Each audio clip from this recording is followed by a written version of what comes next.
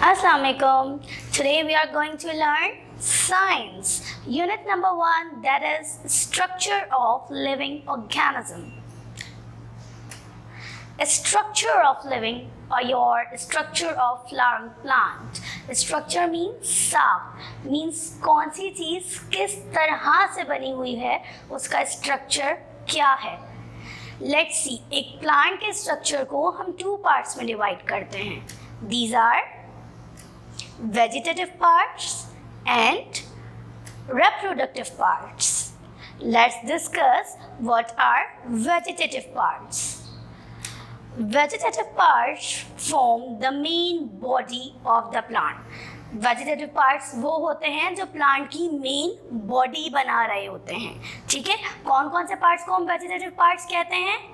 Roots, stem, leaves. कौन कौन से पार्ट्स वेजिटेटिव पार्ट्स होते हैं? Roots, stem, leaves. Let's discuss root. Root क्या होता है? जड़ें. आप सबने देखी होंगी रूट्स को. आज हम डिस्कस करते हैं रूट के बारे में कि जड़ें या रूट्स क्या होती हैं. The root is the underground part of the plant. Root plant का सबसे अंडरग्राउंड मीन्स जो ग्राउंड के अंदर या किसी गमले के अंदर दबा हुआ हिस्सा होता है वो होता है. रूट क्या करता है? The root fixes the plant firmly in the soil. Root का काम क्या होता है कि वो प्लांट को सॉइल के अंदर मजबूती के साथ फिक्स कर देता है. It absorbs water and mineral salts from the soil.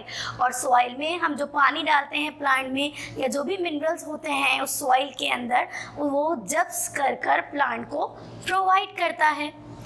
अब हम देखते हैं रूट की कितनी टाइप्स होती हैं. रूट की टाइप्स हैं हमारे पास tap root, fibrous root and adventitious root. Tap root क्या होते हैं?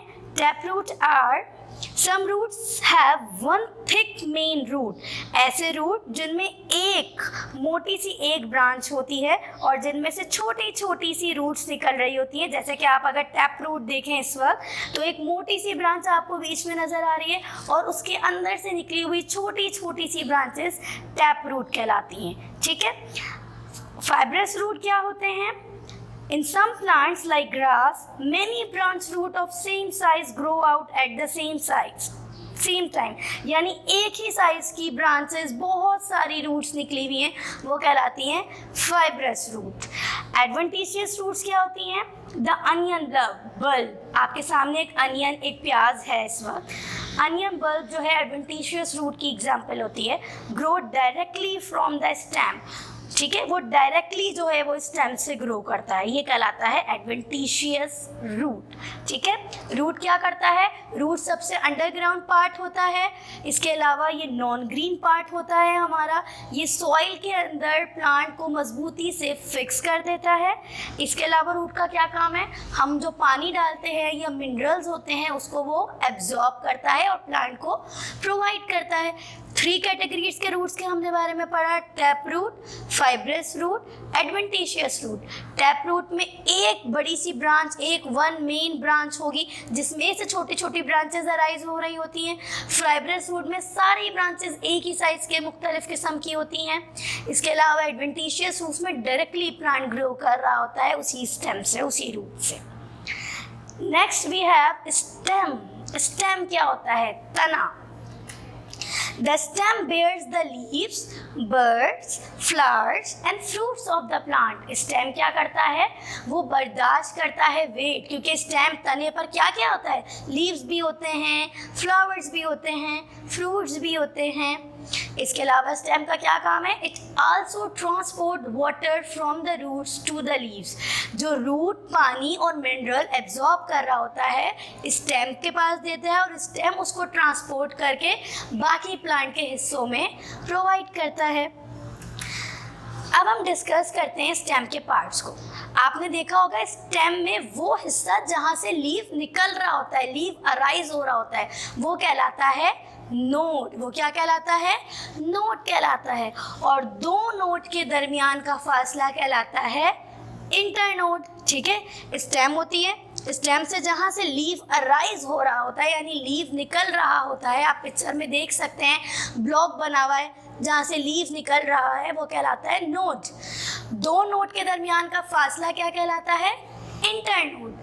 बड किसे कहते हैं? जो छोटी सी कली, जो फ्लावर से या फ्रूट से पहले एक छोटी सी कली निकलती है, उसे हम क्या कहते हैं? बड कहते हैं। तो ये हो गया हमारा स्ट्रक्चर ऑफ स्टेम।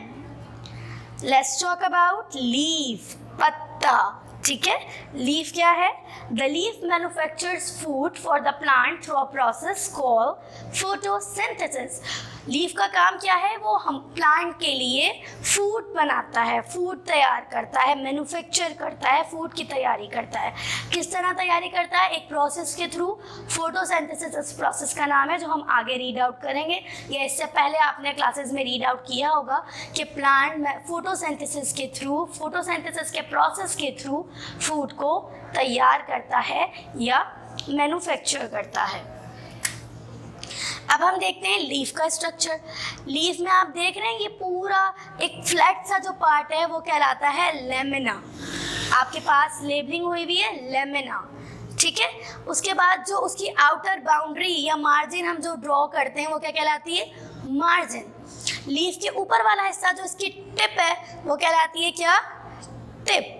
लीफ की मोटी सी डंडी जो जा रही है, जो लीफ के अंदर है, बाहर वाली वो डंडी कहला रही है पेटियोल, जो स्टॉक है, ठीक है, स्टिक सी बनी हुई है। और अंदर जो मोटी सी जा रही है लाइन, उस पेटियोल से निकल के वो क्या कहला रही है? मिडरिब। और मिडरिब से भी आप देख रहे हैं छोटी छोटी सी ब्रांचेस निकल रही हैं, वो कहलाती हैं वेन। क्या कहला रही हैं वो? When. So this is the structure of leaf. Now let's talk about reproductive parts. The flower is the reproductive parts of a plant. Flower क्या है? रिप्रोडक्टिव पार्ट है। रिप्रोडक्टिव पार्ट किसे कहते हैं? It makes fruit and seed. जिन part से नए पौधे बनते हैं। रिप्रोडक्टिव पार्ट्स वो पार्ट्स होते हैं जो नई सीड्स बनाते हैं, नए फ्रूट्स बनाते हैं। For example calyx, corolla, androecium, gynoecium. Now let's talk about what is calyx. The calyx is the outermost roll and is composed of small green leaves called sepals. Calyx सबसे बाहर वाला हिस्सा जो आपको green नीचे नजर आ रहा है, green leaves, that is called calyx. ठीक है, one calyx का अगर हम पार्ट देखेंगे so that is called sepal. क्या कहलाता है वो? sepal कहलाता है. Let's talk about corolla. The corolla is the color part of a flower and is the second whorl from the outside. जो कलर वाला पार्ट आपको दिख रहा है येलो येलो, आपको जो इस वक्त डायग्राम में येलो ऑरेंज कलर दिख रहा है, वो इस वक्त क्या है? आपका करोला है। If you talk about one Corolla, अगर हम इसकी एक जो है जिसे आप पत्ता कहेंगे या पत्ती कहेंगे, उसको अगर हम उसे तोड़ेंगे तो वो कहलाती है हमारी पेटल। क्या कहलाती है?